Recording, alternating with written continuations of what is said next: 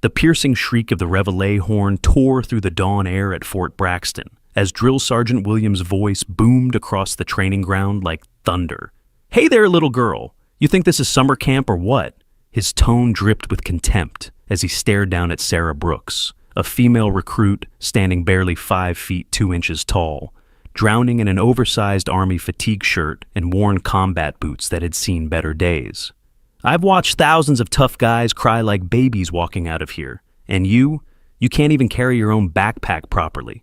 Laughter erupted from the ranks of 47 male recruits surrounding her, their voices creating a chorus of mockery that echoed off the concrete barracks.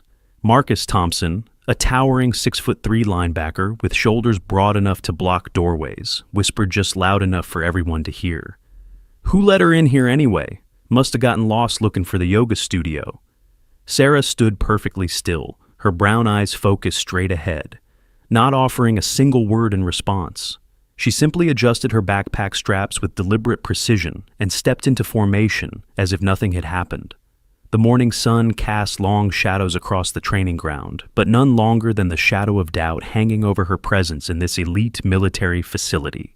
But what none of them knew, what none of them could possibly imagine, was that in exactly 45 minutes, that laughter would transform into something else entirely.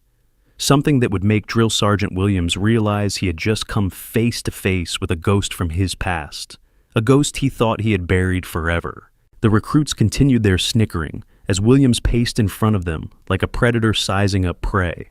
Fort Braxton Special Operations Training Facility had earned its reputation as the most demanding military training ground on the East Coast, where only the strongest survived and the weak were eliminated within the first week. The concrete structures rose like monuments to military discipline, their gray walls bearing witness to decades of transformation from civilian to soldier. If you're already hooked by this story of a woman who's about to turn an entire military base upside down, please hit that like button and subscribe for more incredible true stories. And if these tales of hidden warriors truly resonate with you, the thanks button is a powerful way to show support. It helps me keep bringing you stories where the underestimated rise to reclaim their power. These aren't just stories, they're reminders that strength often comes in the most unexpected packages, and that every person dismissed as weak might be carrying secrets that could shake foundations.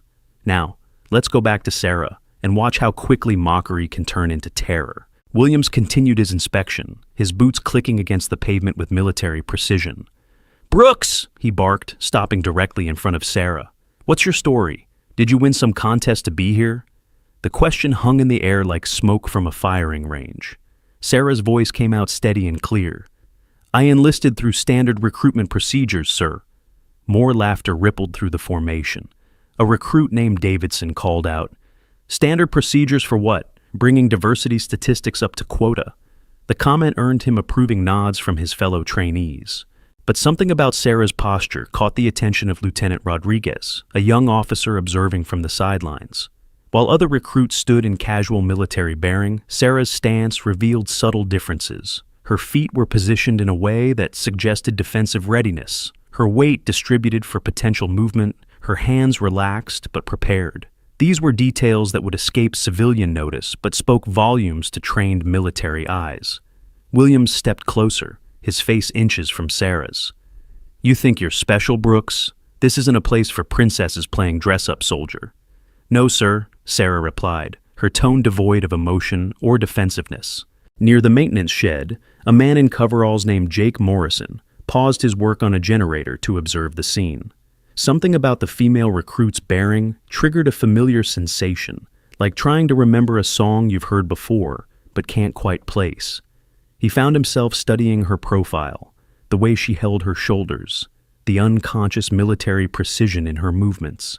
Emma Davis, the only other female recruit in the training company, watched the exchange with a mixture of sympathy and curiosity. She had endured her own share of discrimination and understood the unique challenges facing women in this environment. But there was something different about Sarah Brooks, something that set her apart from typical recruits. Williams gestured toward the obstacle course that stretched across 2 acres of unforgiving terrain. "Physical training assessment starts in 30 minutes. Time to separate the real soldiers from the wannabes." His eyes locked on Sarah. and I've got a feeling we're about to send someone home real quick." Marcus Thompson stepped forward with the confidence of someone who had never met a physical challenge he couldn't dominate. "Sarge, she's already slowing down the whole unit. Maybe save everyone some time and send her packing now?" The crowd of recruits murmured their agreement, their voices creating a wall of masculine solidarity that seemed designed to crush any feminine presence that dared intrude on their sacred space. But Sarah remained motionless, her breathing steady, her expression unchanged. Only the slightest adjustment of her wristwatch turned to face inward in a distinctly tactical style rather than the civilian outward position, hinted at training that went beyond high school track teams. Dr. Alex Turner, reviewing medical files in the base clinic, paused when he reached Sarah Brooks's intake documentation. Something about the vaccination records didn't align with typical civilian patterns. The immunization history showed markers consistent with overseas deployment preparation. Vaccinations for diseases found in specific combat zones. His trained medical eye also noted scar patterns in the intake photographs that seemed inconsistent with normal civilian accidents. Williams announced the morning's training schedule with the enthusiasm of someone about to watch a gladiatorial contest. First up, obstacle course qualifications. Anyone who doesn't meet minimum standards gets a bus ticket home. He looked directly at Sarah. And I do mean anyone. The obstacle course stretched before them like a mechanical beast designed to devour the unprepared. Rope climbs, wall scaling, mud crawls, and tire runs created a gauntlet that had eliminated 30% of candidates in previous training cycles. The morning sun beat down mercilessly, promising to add heat exhaustion to the list of potential failure points. As recruits began stretching and preparing for the physical trial ahead, Sarah removed her outer fatigue jacket, revealing unusually defined shoulder and arm muscles that spoke of extensive physical conditioning. The definition was subtle enough to escape casual notice, but pronounced enough to suggest years of dedicated training. Marcus noticed first. "Look at that," he said to his buddy Rodriguez. "Somebody's been hitting the gym hard trying to impress the boys." But Sergeant Patel, the weapons instructor observing from the equipment shed, saw something different. Those weren't gym muscles built for show. The lean, functional development suggested combat conditioning, the kind that came from practical application rather than aesthetic pursuits. Williams blew his whistle, and the first group of recruits attacked the obstacle course with varying degrees of success. Marcus completed his run in an impressive 2 minutes 45 seconds, his athletic background evident in every movement. Other recruits struggled through in times ranging from 3.5 to 5 minutes, with several failing to complete the course entirely. "Brooks," Williams called out, "you're up." Sarah approached the starting line with measured steps. The crowd of recruits gathered to watch what they expected to be either an embarrassing failure or a miraculous struggle that would ultimately prove inadequate. The whistle blew. Sarah moved through the first obstacle, a series of low barriers with fluid efficiency that seemed to waste no energy on unnecessary movements. Her technique was textbook perfect, each motion calculated for maximum result with minimum effort. Marcus provided running commentary. "Look how she runs like a scared rabbit. Probably never seen an obstacle course before in her life." But his laughter died as Sarah approached the rope climb, one of the most challenging elements that had defeated several male recruits. Without hesitation, she attacked the rope with a technique that spoke of extensive training. Her ascent was smooth and controlled, reaching the 20-foot summit in record time. The mud crawl section, designed to test endurance and mental toughness, became a showcase of tactical movement. Sarah's low profile and efficient technique suggested familiarity with similar exercises under potentially hostile conditions. At the tire run, where recruits had to navigate through a series of suspended tires while maintaining speed, Sarah's performance shifted from impressive to extraordinary. Her movements displayed an understanding of spatial relationships and timing that indicated advanced training in confined space navigation. The final element, a wall scaling exercise requiring upper body strength and technique, should have been Sarah's downfall according to the observer's expectations. Instead, she approached it with the confidence of someone who had performed similar tasks under actual combat conditions. When the stopwatch clicked, the silence that followed was deafening. "Time!" called Sergeant Martinez, the course supervisor. 2 minutes, 18 seconds. The number hung in the air like an impossible equation. Not only had Sarah completed the course, she had posted the second best time in the entire training company's history. Marcus's confident smirk evaporated. That's impossible. No way she did that legitimately. But the stopwatch didn't lie, and neither did the dozens of witnesses who had watched every second of the performance. Williams stared at the electronic timer as if it might change its reading through sheer force of will. "Where did you train before this, Brooks?" Sarah's response came without hesitation. "High school track team, sir." The lie was so obvious that it created its own kind of truth. No high school track team produced athletes capable of posting elite military training times. The disconnect between her claimed background and demonstrated capability only deepened the mystery surrounding her presence at Fort Braxton. During equipment distribution, Sarah received standard-issue tactical communication devices featuring military-grade encryption technology originally developed for special operations units. The ruggedized radio system included satellite connectivity capabilities that maintained secure data transmission even in the hostile operational environments where conventional communications would fail. The advanced frequency hopping technology prevented enemy interception while providing crystal-clear audio quality essential for coordinating complex multi-team operations across vast battlefield areas. Jake Morrison found himself unable to concentrate on his maintenance duties. The female recruit's performance on the obstacle course had triggered memories he couldn't quite access, like trying to recall a face from an old photograph. He made his way to the personnel office during his lunch break, claiming to need information about equipment assignments. The computer terminal provided access to basic recruit information, and Jake searched for Sarah Brooks in the system. What he found made his blood run cold. According to the database, Sarah Brooks had been killed in action in Afghanistan in 2019. The photograph in the file showed the same face, the same piercing brown eyes, the same determined expression. His hands trembling, Jake reached for his secure phone and dialed Alex Turner's number. Meanwhile, the afternoon training session focused on weapons familiarization, specifically the M4 carbine that served as the standard infantry rifle. Recruits were required to demonstrate their ability to disassemble, clean, and reassemble the weapon within a specified time limit.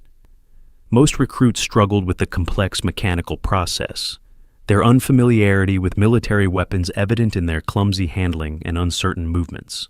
Average completion times range from 4 to 6 minutes, with several recruits failing to complete the exercise within the allotted time. Marcus approached the challenge with his characteristic overconfidence. 2 minutes, 30 seconds, he announced to the group. "Beat that, princess." His performance was competent but unspectacular, demonstrating basic mechanical aptitude without the refinement that came from extensive experience. When Sarah's turn arrived, she approached the weapon table with the same calm demeanor she had displayed throughout the day. The M4 carbine seemed to transform in her hands from an unfamiliar tool into a natural extension of her body. Her movements followed a pattern that spoke of countless repetitions under various conditions. Pin removal, bolt extraction, and component separation flowed together in a seamless sequence that suggested muscle memory developed through extensive practice. 47 seconds later, the completely disassembled rifle lay arranged in perfect order on the table, each component positioned with military precision. The watching recruits fell silent once again, their expectations shattered by another impossible performance. Sergeant Patel, the weapons instructor, stared at the display with professional amazement. "Brooks, where exactly did you learn that technique?" Sarah's response carried the same matter-of-fact tone she had used earlier. "YouTube tutorials, sir." The explanation was so inadequate that it bordered on insulting to the intelligence of everyone present. No YouTube tutorial produced the kind of weapon mastery they had just witnessed. Alex Turner's phone buzzed with Jake's urgent call just as he was reviewing the anomalies in Sarah Brooks' medical file. The conversation that followed lasted less than 3 minutes, but changed everything both men thought they knew about their current assignment. "Meet me in the maintenance shed at 2100 hours, Jake whispered into the phone, "and bring that medical file." Watching Sarah endure this systematic bullying while hiding such obvious skills makes you wonder, have you ever had to hide your true abilities to fit in somewhere? Drop a comment below about a time when you had to downplay your strengths, because sharing these experiences reminds us we're not alone in feeling underestimated. Now, watch what happens when her skills become impossible to hide. The afternoon's final training session involved hand-to-hand combat instruction, where recruits learned basic defensive techniques and grappling fundamentals. The exercise was designed to build confidence and establish combat readiness rather than determine winners and losers. Williams, however, had other plans. "Thompson," he called out, "you'll be partnering with Brooks for the demonstration." The pairing was obviously unfair. Marcus possessed nearly a foot of height advantage and outweighed Sarah by at least 60 pounds. His athletic background and natural aggression made him a formidable opponent, even for experienced fighters. Sarah accepted the assignment without protest, moving to the center of the training mat, while the other recruits formed a circle around them. "Rules are simple," Williams announced. "Basic grappling, no striking, submission, or pin for victory. Let's see what our track star can do against real opposition." Marcus grinned as he approached the center of the mat. "Try not to get hurt too bad, sweetheart. I'll go easy on you." The condescending tone in his voice carried clearly to every observer, reinforcing the power dynamic that had defined Sarah's experience at Fort Braxton. The engagement began with Marcus attempting to use his size advantage to overpower his smaller opponent through brute force. But as the seconds ticked by and Sarah continued to evade his attacks with fluid precision, his frustration transformed into something uglier. "Hey, stand still and fight like a soldier," Marcus snarled, his face flushed with embarrassment, as the watching recruits began to murmur about his inability to land a decisive blow against the smaller opponent. Sarah continued her defensive strategy, redirecting his momentum rather than opposing it directly. But Marcus's aggression was escalating beyond the bounds of training exercise into something more personal and dangerous. "You think you're better than us?" Marcus shouted, abandoning technique entirely for brute force. "Let me show you what happens to girls who don't know their place." He lunged forward with both hands, grabbing the front of Sarah's fatigue shirt and using his superior weight to drive her backward toward the edge of the training mat. The fabric strained under the pressure as he attempted to throw her to the ground with enough force to end the fight decisively. But Sarah had anticipated the move, using his forward momentum against him in a perfectly executed hip throw that sent Marcus airborne. As he flew through the air, his grip on her shirt tightened instinctively, and the sound of tearing fabric echoed across the training ground. The shirt ripped completely down the back, the worn material giving way under the stress as Marcus crashed to the mat with bone-jarring impact. For a moment, Sarah stood with her back to the crowd, the torn shirt hanging in tatters around her shoulders. Then she turned, and every person on the training ground saw what had been hidden beneath the standard-issue fatigue shirt.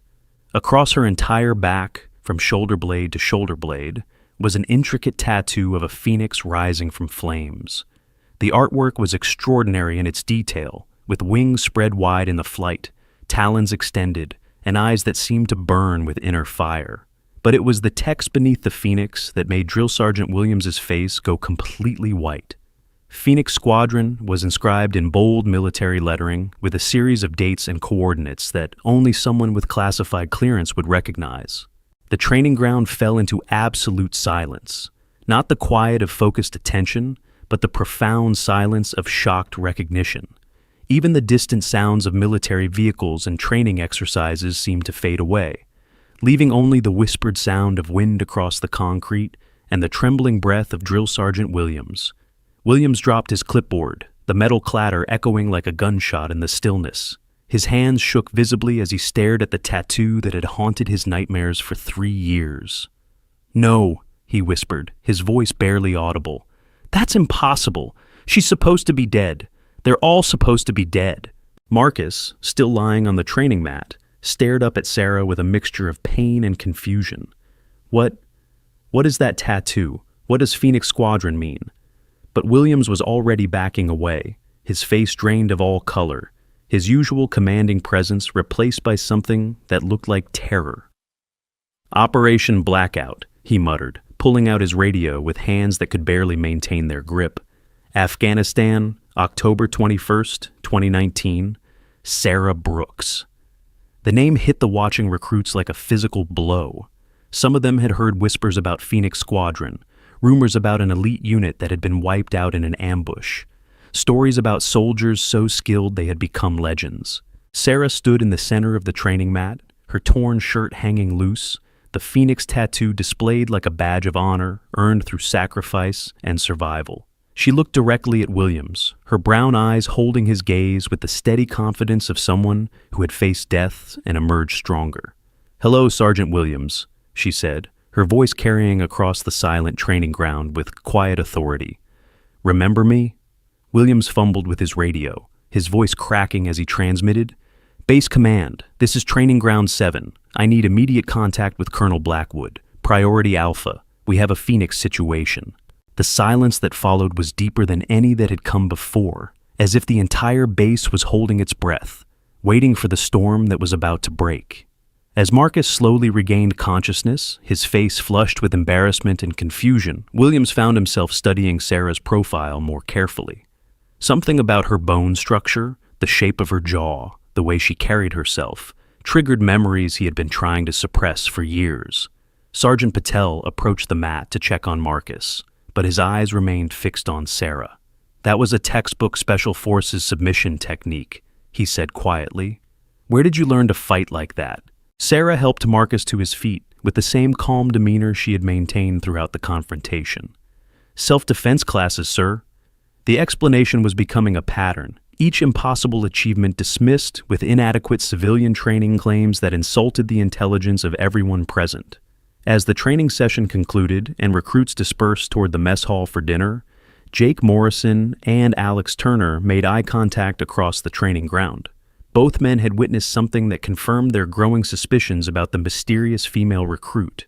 At 2100 hours, they met in the maintenance shed as planned.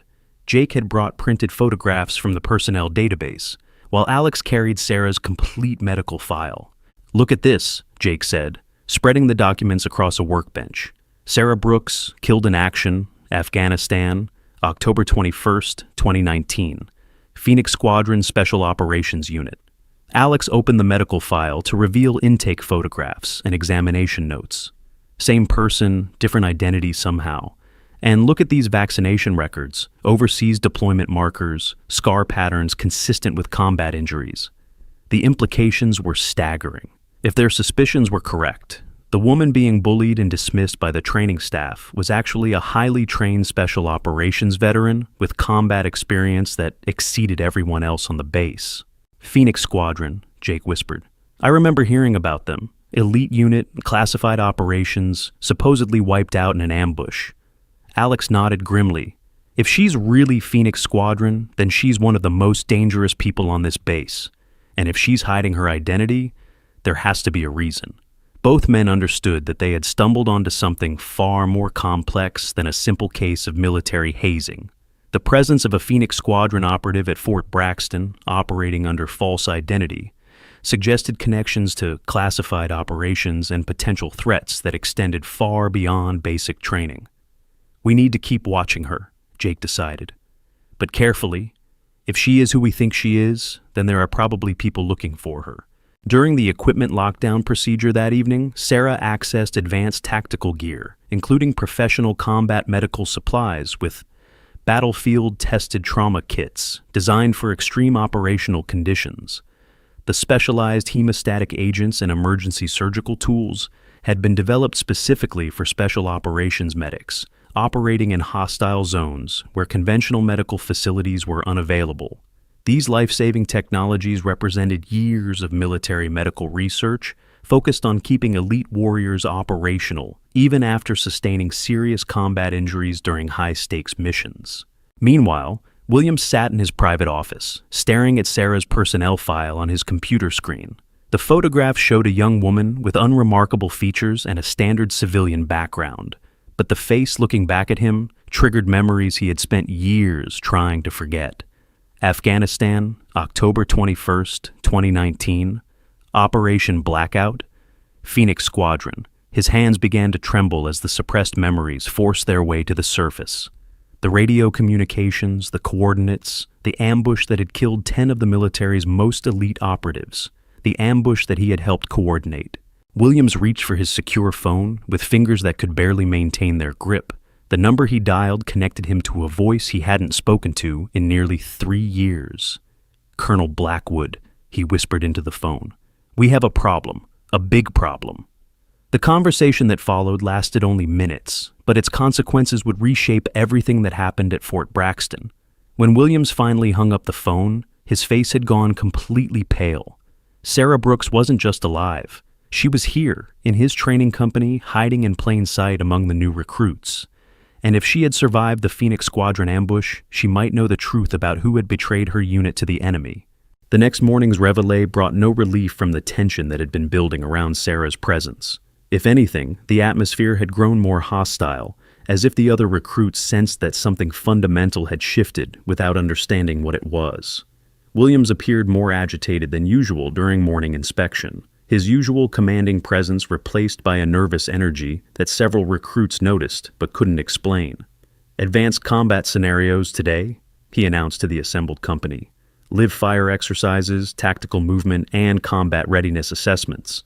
The training schedule represented a significant escalation from the basic skills they had been practicing. Live fire exercises were typically reserved for recruits who had demonstrated competency with weapons and tactical fundamentals. Marcus Thompson had spent the previous evening nursing his bruised ego and developing theories about Sarah's unexpected combat skills.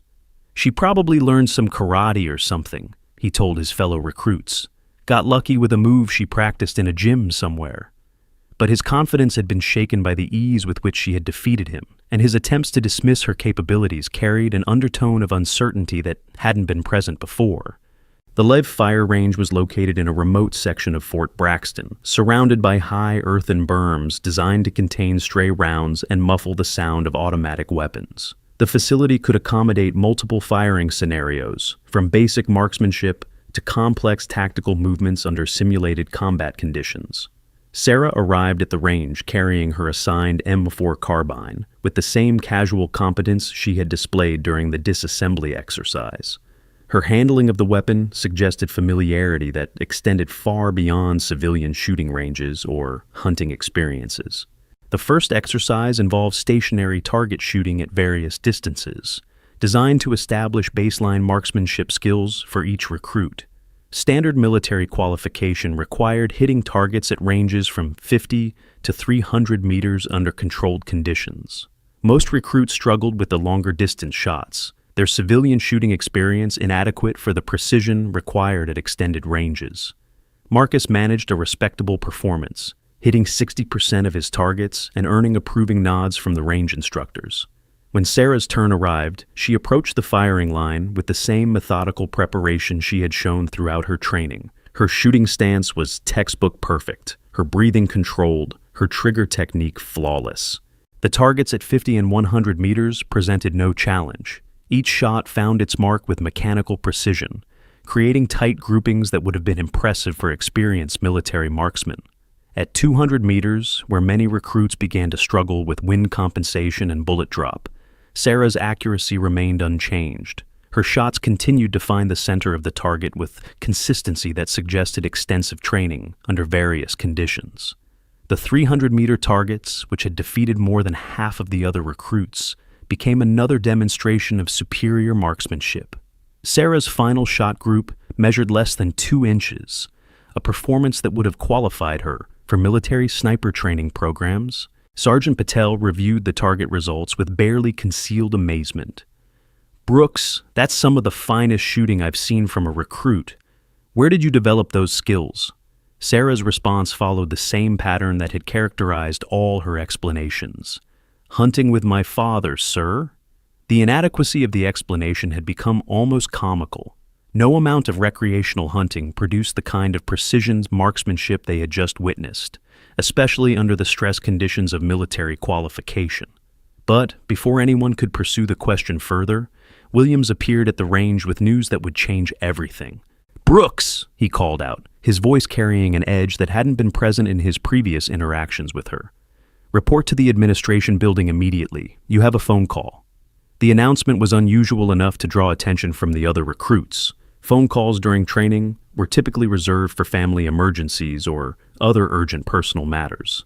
Sarah shouldered her rifle and followed Williams toward the administration building, unaware that she was walking into a trap that had been 3 years in the making. As they walked, Williams struggled to maintain his composure. The phone call he had received that morning had confirmed his worst fears and set in motion a chain of events that would either eliminate the threat Sarah represented or expose the conspiracy that had cost 10 special operations soldiers their lives. Behind them, Jake Morrison watched from the maintenance shed with growing concern. Something about Williams' behavior suggested that Sarah's cover was about to be blown, and if his suspicions about her identity were correct, she was walking into mortal danger. The administration building loomed ahead like a concrete monument to military bureaucracy, its gray walls hiding secrets that extended far beyond routine paperwork and personnel records. In a few minutes, Sarah Brooks would discover that her carefully constructed new identity was about to collapse, and with it, any hope of remaining hidden from the people who had tried to kill her 3 years ago. The phone call that awaited her wasn't from family or friends. It was from Colonel Blackwood, the man who had orchestrated the Phoenix Squadron ambush, and he had spent 3 years believing that Sarah Brooks was dead. That mistake was about to be corrected, one way or another. As Sarah disappeared into the administration building, the morning sun cast long shadows across Fort Braxton, but none longer than the shadow of betrayal that had been hanging over this base since October 21st, 2019. The truth about Phoenix Squadron was about to emerge from the darkness where it had been hidden for 3 years, and when it did, nothing at Fort Braxton would ever be the same. The administration building's fluorescent lights hummed with electrical tension as Sarah followed Williams down a corridor lined with military portraits and commendation plaques. Each step echoed off the polished linoleum floors, creating a rhythm that matched her steady heartbeat. Williams' nervous energy was palpable, his usual confident stride replaced by quick, jerky movements that spoke of barely contained anxiety. "Phone calls in conference room B," Williams said, his voice higher than usual. "Private conversation, family emergency." Sarah nodded, but her trained instincts were already cataloging inconsistencies.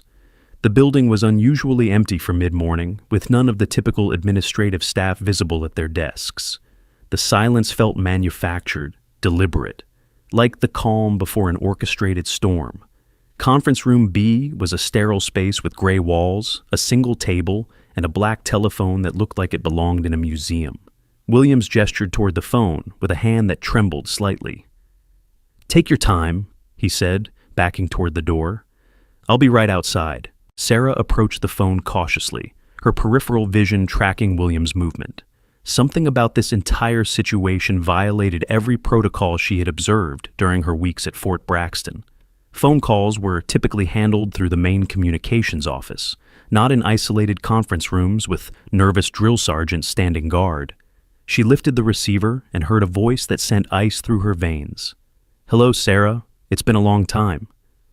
Colonel Blackwood, the voice that had haunted her nightmares for 3 years, the man whose betrayal had cost her everything she held dear. "I have to admit," Blackwood continued, his tone carrying the casual confidence of a predator who believed his prey was trapped. "When Williams called me, I thought he was hallucinating. Sarah Brooks, killed in action, October 21st, 2019. That's what the official records show." Sarah's grip tightened on the phone, her knuckles white against the black plastic. "Hello, Colonel. Miss me?" "More than you know. You see, there were some loose ends from Operation Blackout that I thought had been permanently resolved. Your survival presents certain complications." Through the conference room's small window, Sarah could see Williams pacing in the hallway, speaking urgently into a radio. The pieces of the trap were becoming clear, but she had walked too far into it to simply retreat. "Let me guess," Sarah said, her voice steady despite the adrenaline flooding her system. "You need to tie up those loose ends." "Unfortunately, yes. But I want you to know this isn't personal. It's simply business. Phoenix Squadron knew too much about operations that needed to remain classified. Your deaths were necessary for national security." The casual admission of mass murder sent rage coursing through Sarah's body, but she channeled it into cold calculation. "And now, you're going to finish the job you started 3 years ago." "I'm afraid so. Williams has a squad en route to your location, former colleagues of yours, actually. They're quite eager to complete the mission that was interrupted in Afghanistan." Sarah's mind raced through tactical options while maintaining the conversation. The conference room had one door, no windows large enough for escape, and concrete walls that would stop small arms fire but trap her inside. Classic kill box setup. "You know, Colonel, there's something you should consider before you execute your plan." "What's that, Sarah?" "I wasn't the only Phoenix Squadron member who survived your ambush." The silence on the other end of the line stretched for several seconds. When Blackwood spoke again, his confidence had evaporated. "That's impossible. We confirmed 10 killed in action. Bodies recovered, DNA verified, case closed." "DNA can be faked when you have the right connections. Jake Morrison and Alex Turner are very resourceful people." The phone clattered as Blackwood dropped it on his end. Sarah heard muffled shouting in the background, orders being given, plans being changed. She hung up the receiver and moved immediately toward the door. Williams was no longer in the hallway, but she could hear vehicles approaching the building at high speed. The final phase of the trap was being activated. Sarah burst through the conference room door to find herself face to face with Marcus Thompson and 2 other recruits, all armed with training rifles and looking confused about their unexpected assignment. "Brooks, you need to come with us," Marcus said, trying to project authority but failing to hide his uncertainty. "Orders from the top." "Stand down, Marcus. You don't know what you're involved in." But before he could respond, the building's fire alarm began blaring, and Williams' voice echoed through the public address system. "All personnel, emergency lockdown in effect. Remain in your current positions until further notice." The lockdown was designed to isolate Sarah and prevent civilian casualties, but it also created opportunities for someone with her training. She analyzed the tactical situation with the cold efficiency that had kept her alive through dozens of combat operations. Marcus and his companions were armed but untrained in close-quarters combat. Their weapons were loaded with training ammunition that could cause injury but not death. They represented obstacles rather than genuine threats. The real danger would come from the professional soldiers Blackwood was sending, the ones who would arrive with live ammunition and orders to eliminate any witnesses. "Marcus, listen to me very carefully," Sarah said, her voice carrying the authority of command. "In about 3 minutes, people are going to enter this building with the intention of killing everyone inside. If you want to live, you need to get your friends and find the nearest exit." Marcus laughed, but it sounded forced. "You're being paranoid, Brooks. This is just a security drill. Security drills don't involve phone calls from dead colonels authorizing the elimination of Phoenix Squadron survivors." The confusion on Marcus's face told her that Williams hadn't provided the recruits with any real information about their assignment. They were being used as unwitting accomplices in a cover-up operation. The sound of helicopters approaching from the south confirmed that Blackwood's response team was arriving ahead of schedule. Sarah had perhaps 2 minutes before the building would be surrounded by professional killers with orders to leave no survivors. She moved toward the window overlooking the training ground and saw Black Hawk helicopters settling onto the parade ground, disgorging tactical teams that moved with the precision of elite special operations units. "Oh God," Marcus whispered, finally understanding that this wasn't a drill. "What have we gotten into?" "Something way above your pay grade," Sarah replied, already planning her route through the building. "Get to the basement and stay there until this is over." But as she turned to leave, Marcus grabbed her arm with surprising strength. "Wait, if you're really who you say you are, if you're really Phoenix Squadron, then help us. Don't just run away and leave us here." The desperation in his voice touched something in Sarah that she had thought was buried with her fallen teammates. Despite weeks of abuse and humiliation, she couldn't abandon untrained recruits to face professional killers. "All right," she said, making a decision that would change everything. "But if we're going to do this, we do it my way. No questions, no arguments, just follow orders and try to stay alive." The basement access was located near the building's main entrance, which meant they would have to move through the most dangerous area to reach relative safety. Sarah led the small group through corridors she had memorized during her weeks of careful observation, using service passages and maintenance areas to avoid the main hallways. The sound of boots on concrete told her that the tactical teams had entered the building and were beginning their sweep. Radio chatter echoed through the ventilation system, professional voices coordinating a methodical search pattern. They reached the basement stairwell just as the first team rounded the corner behind them. Sarah pushed Marcus and his companions down the stairs while she took up a defensive position at the top. The lead operative was someone she recognized, Captain Torres, a former Phoenix Squadron liaison, who had worked closely with their unit before the Afghanistan deployment. His presence confirmed that Blackwood was using people familiar with Phoenix Squadron tactics and capabilities. "Sarah Brooks," Torres called out, his voice carrying the tone of someone conducting business rather than personal vendetta. "Colonel Blackwood sends his regards. Time to finish what we started in Afghanistan." Torres, still taking orders from politicians and calling it patriotism? "Orders are orders, Brooks. You know how this works." The conversation was interrupted by gunfire from somewhere else in the building. Sarah's blood ran cold as she realized that Jake and Alex had made their move, revealing themselves to protect her from the assassination squad. The tactical situation had suddenly become much more complex. Instead of a simple elimination operation, Blackwood's team was now facing multiple Phoenix Squadron operators working in coordination. Sarah's radio, tuned to the frequency Jake had whispered to her during a chance encounter near the mess hall, crackled to life. "Phoenix 1, this is Phoenix 2. We're in position and ready to execute." Jake's voice carried the same calm professionalism she remembered from their operations in Afghanistan. Hearing it again after 3 years of believing her teammates were dead sent emotions flooding through her that she struggled to control. "Phoenix 3 standing by," Alex's voice added. "Medical station secured, ready to provide support." The realization that her closest friends and brothers in arms were alive and fighting beside her again gave Sarah strength she hadn't felt since the ambush. Phoenix Squadron was operational once more. "Phoenix 2, Phoenix 3, this is Phoenix 1, Sarah transmitted. "Execute Operation Resurrection. Time to remind these people why they tried so hard to kill us." Torres and his team had heard enough of the radio chatter to understand that their simple elimination mission had become a full-scale engagement with multiple hostiles. The tactical advantage they had counted on was evaporating. "All units, abort stealth protocols," Torres transmitted. "We have multiple Phoenix operatives, weapons free, no survivors." The gloves were off. This was no longer an assassination disguised as a training accident. This was open warfare on American soil. Sarah moved through the building with the fluid grace of someone returning to their natural element.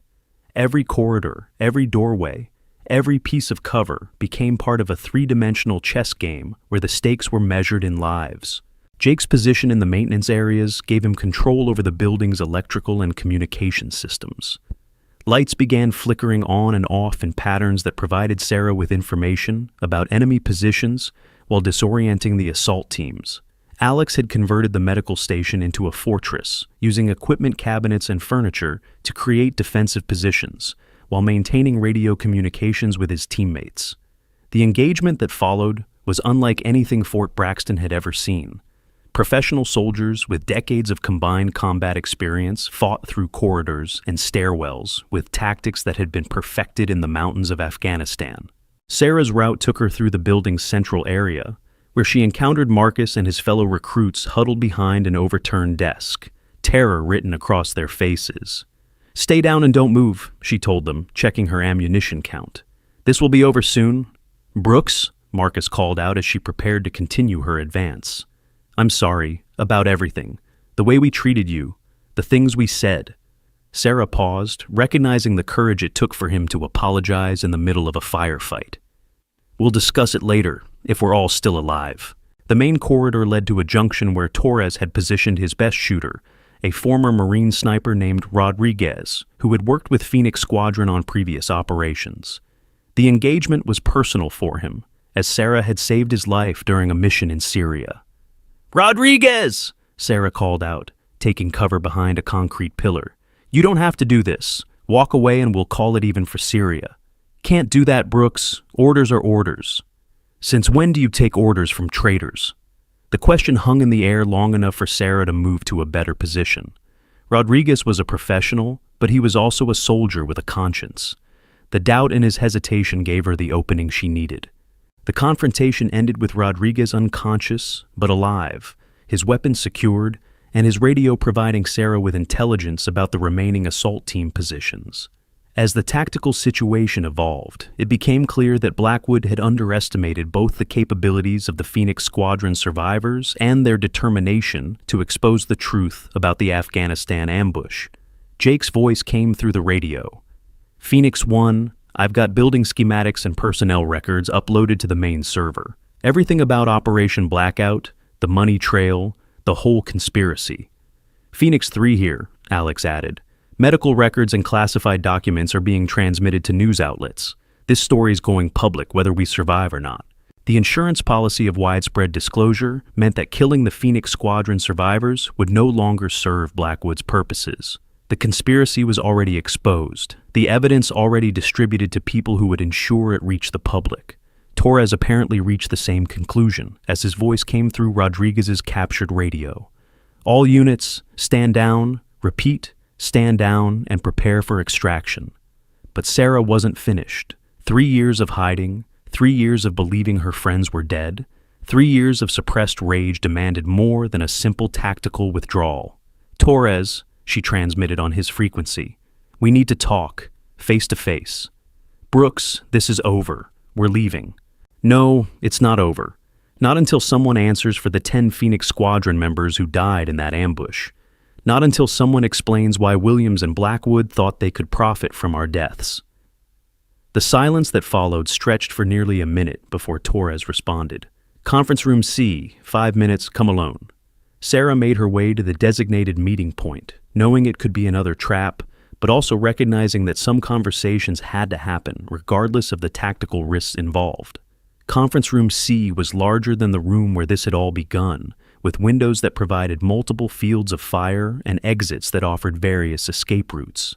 Torres was already there, his weapon holstered but within easy reach.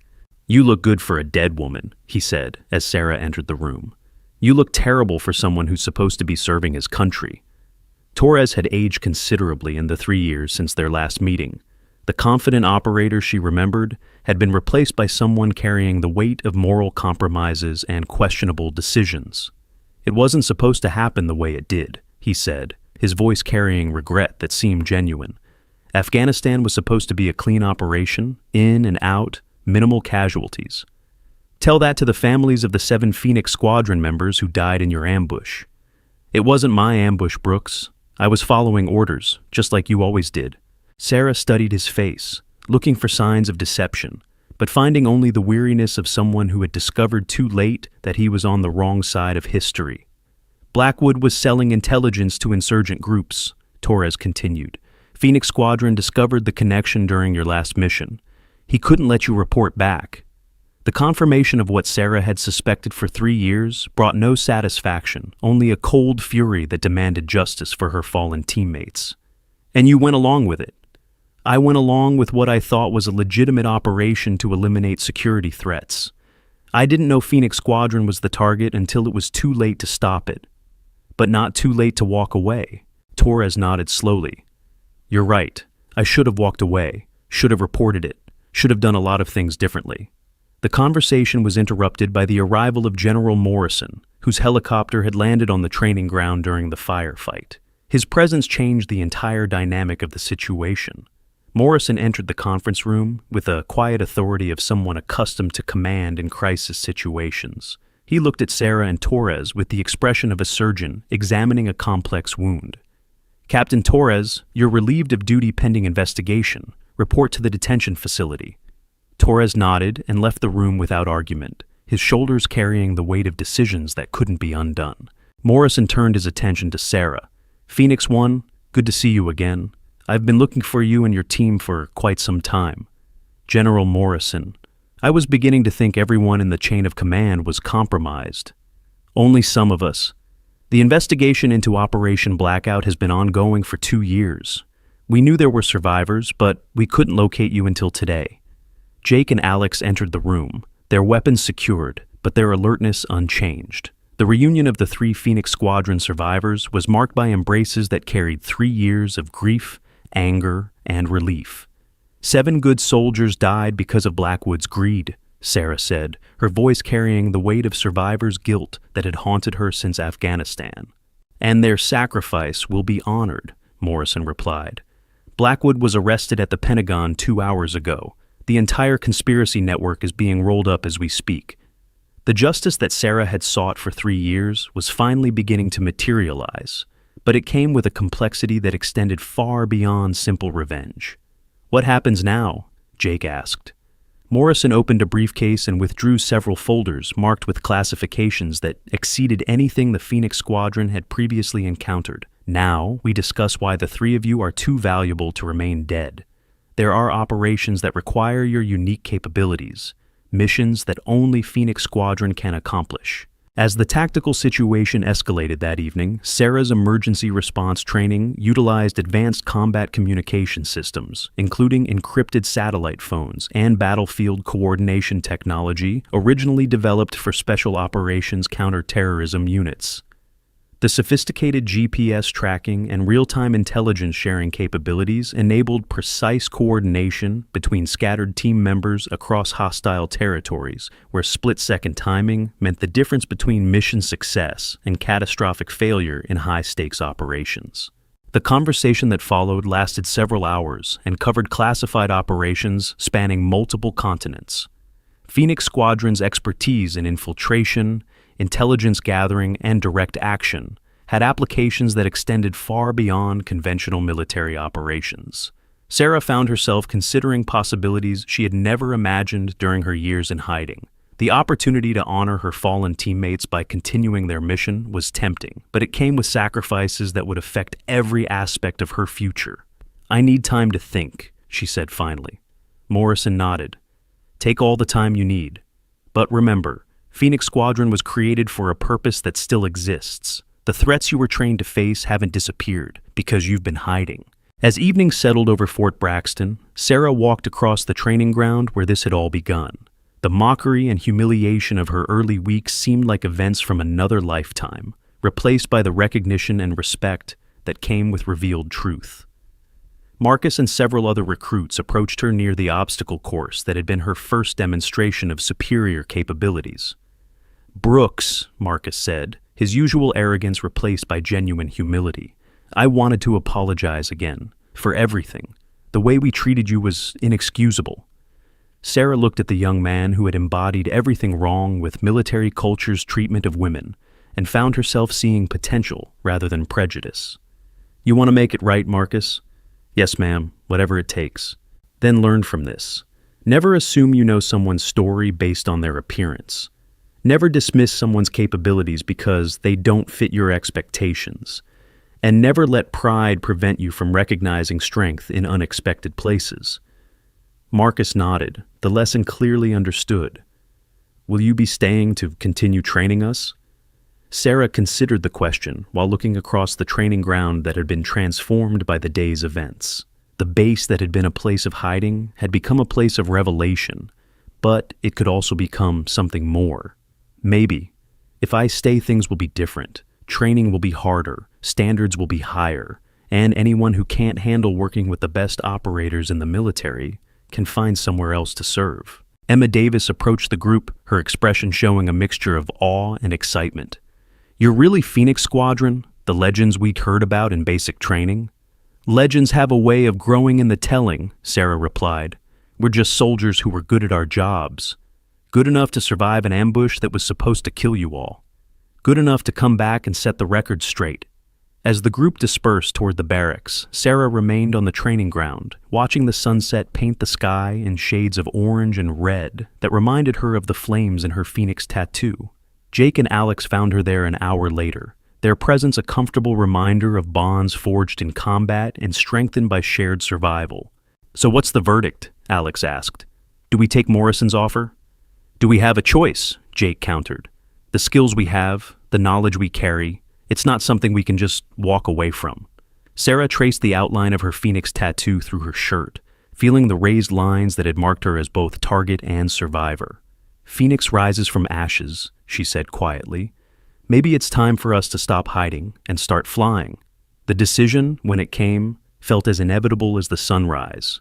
Phoenix Squadron had been forged in the crucible of betrayal and tempered by the fire of survival. Their mission wasn't finished, it had simply been interrupted. 3 months later, Fort Braxton underwent significant changes. The facility was renamed Phoenix Memorial Training Center, honoring the 7 fallen Phoenix Squadron members while establishing a new standard for special operations preparation. Sarah Brooks, no longer hiding behind false identity, stood before a new class of recruits as senior instructor. Her reputation had spread throughout the military community, drawing candidates who sought training from someone who had faced the ultimate test and emerged stronger. Marcus Thompson, now a graduate of the program, served as her assistant instructor, his transformation from arrogant bully to dedicated professional soldier serving as an example of what was possible when prejudice was replaced by respect. Emma Davis had requested transfer to special operations training, her determination to follow in Sarah's footsteps, representing a new generation of female soldiers who would never again face the systematic discrimination that had once been commonplace. The changes extended beyond personnel and training methods. The culture of the entire facility had shifted, creating an environment where capability was valued over conformity, where diversity was seen as strength rather than weakness. But success brought its own challenges. The classified missions that Morrison had mentioned became reality, taking Phoenix Squadron to places and situations that tested their skills in ways that training could never replicate. The first mission came 6 months after the Fort Braxton incident. Intelligence indicated that elements of Blackwood's conspiracy network had survived his arrest and were attempting to re-establish operations in Eastern Europe. Phoenix Squadron's assignment was to infiltrate the network, gather intelligence, and eliminate key personnel while ensuring that evidence of the conspiracy reached appropriate authorities. The mission lasted 3 weeks and took them through 6 countries, utilizing skills that had been dormant during their years in hiding. The successful completion of the operation validated Morrison's decision to resurrect Phoenix Squadron and establish them as one of the military's most elite units. But success also brought scrutiny. Congressional hearings, media attention, and public interest in the Phoenix Squadron story created pressures that extended far beyond operational concerns. Sarah found herself testifying before Senate committees about the Afghanistan ambush, speaking to reporters about military reform, and serving as a symbol for changes that extended throughout the armed forces. The attention was uncomfortable for someone who had spent years perfecting the art of invisibility, but it also provided a platform for advocating changes that could prevent future tragedies. "The military is only as strong as its weakest member," she told a Senate Armed Services Committee. "When we create cultures that dismiss or diminish anyone based on gender, race, or background, we weaken our entire force structure." The reforms that followed weren't comprehensive or immediate, but they represented progress toward an organization that valued merit over prejudice, capability over conformity. 2 years after the Fort Braxton incident, Sarah received a package delivered through classified channels. The return address was encrypted, but she recognized the handwriting on the outer envelope. Inside was a photograph of 7 Phoenix Squadron members taken during their final mission in Afghanistan, along with a handwritten note. "The work continues. Are you ready for the next chapter?" The photograph showed faces she had tried to forget, friends whose deaths had driven her into hiding, and whose memories had sustained her through years of isolation. But the note raised questions that had no easy answers. If 7 Phoenix Squadron members had died in the ambush, and 3 had survived in hiding, who had sent the photograph? Sarah studied the image carefully, using skills she had developed during her intelligence training to analyze every detail. The photograph was authentic, taken with equipment that had been standard issue for Phoenix Squadron during their Afghanistan deployment. But it showed 8 people instead of the 7 who had officially died in the ambush. The 8th figure was partially obscured by shadows, standing behind the group in a way that made identification difficult. But something about the posture, the way the person held themselves, triggered memories that Sarah had thought were lost forever. She reached for her secure phone and dialed Jake's number. "Phoenix 2, this is Phoenix 1. We need to meet. Priority Alpha." "What's the situation?" "I think we might have been wrong about how many of us survived Afghanistan." The investigation that followed took them back to records they had thought were complete, to evidence they had assumed was comprehensive, to conclusions they had believed were final. What they discovered changed everything they thought they knew about Phoenix Squadron, about the ambush, about the conspiracy that had cost their teammates their lives. The 8th figure in the photograph was Phoenix 7, Maria Santos, the unit's communications specialist who had been listed as killed in action, but whose body had never been recovered. The realization that another team member had survived, had been living in hiding for years while they believed her dead, brought both joy and anguish. If Maria was alive, where had she been? Why hadn't she made contact? What had she discovered that required continued secrecy? The answers to those questions would drive Phoenix Squadron into their most dangerous mission yet, one that would take them back to Afghanistan and force them to confront enemies they had thought were defeated. But that mission belonged to the future. For now, it was enough to know that Phoenix Squadron was stronger than they had believed, that their bond as a unit transcended death itself. Sarah stood in her office at Phoenix Memorial Training Center, looking out at recruits who were learning lessons that she had paid for with blood and betrayal. The journey from hidden survivor to respected instructor had been longer and more difficult than any mission she had ever undertaken. The mocking laughter that had greeted her arrival at Fort Braxton seemed like an echo from another lifetime, replaced by the respect that came from proven capability and demonstrated courage. But respect was earned, not given, and it required constant vigilance to maintain. Every day brought new challenges, new threats, new opportunities to prove that Phoenix Squadron's legendary status was built on substance rather than mythology. The Phoenix tattoo that had revealed her identity and changed her life remained a constant reminder of the price of survival and the responsibility that came with second chances. As the sun set over the training ground where her journey had begun, Sarah made a decision that would shape the rest of her life and the future of Phoenix Squadron. Tomorrow, she would begin planning their return to Afghanistan. There were questions that needed answers, teammates who needed rescue, and enemies who needed to face justice. Phoenix Squadron had risen from the ashes of betrayal stronger than ever. Now, it was time to spread their wings and fly into whatever darkness awaited them. The mocking laughter had become respectful silence, but the mission was far from over. In the distance, a helicopter approached the base, its running lights blinking against the darkening sky. Sarah watched it land and saw a familiar figure emerge from the passenger compartment.